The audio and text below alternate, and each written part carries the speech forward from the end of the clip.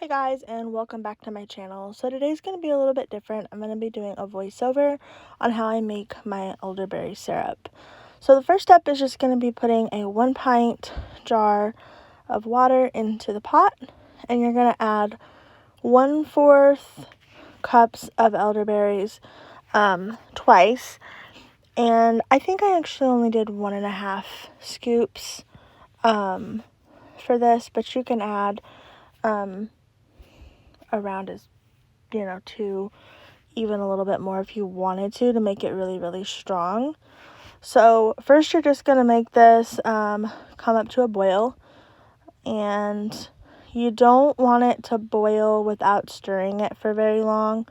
There's a couple of times it kind of got away from me, but you want to really keep it moving as much as possible because you don't want those elderberries to stick to the bottom of your pan.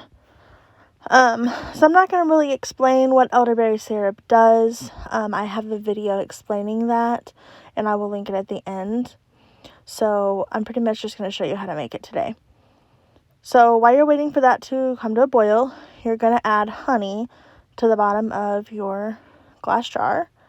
And I just added maybe a centimeter to a 1/2 inch of honey. Not too much. Now, if it is a little bitter for you, you can add more honey if you like. I just didn't.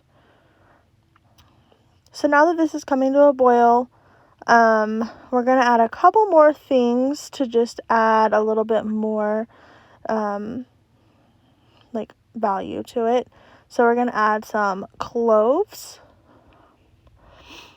and you can get those actually at Walmart in the Latino section. And then this is going to be cinnamon chips. If you don't have cinnamon chips, don't worry. You can add cinnamon powder or cinnamon sticks. I just like the cinnamon sticks. They smell really good, and they're just kind of easy to mix in. And so you're going to stir that in. Now be sure that you let this boil for a good 3 to 5 minutes or longer because, like I said in my other video, elderberries are toxic, and you don't want it to have an adverse effect. You want it to heal you, not make you sick. So definitely make sure that you boil these for a good length of time. And also, I didn't have any whole ginger, so I'm just using the powdered ginger here.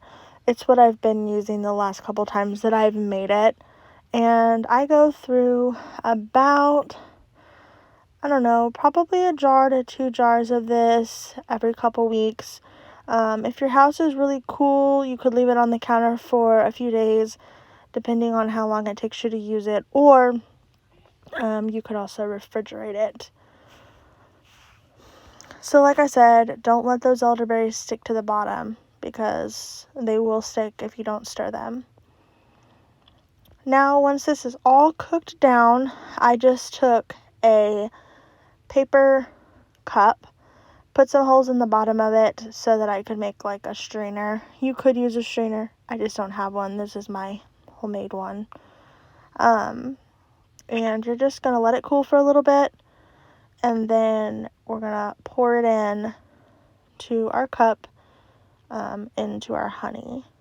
Now, this took me a little bit while, so I'm not going to make you watch all of the time. It took me to get all the syrup going through here. So I did skip ahead just a little bit because those elderberries, they really clogged up my little makeshift strainer. So here I am. I will skip it ahead just a little bit. I've almost got it all in now, and you can see how thick it is. Also, if you have chickens, elderberries, you can give your chickens cooked elderberry whenever you're feeding them in the morning.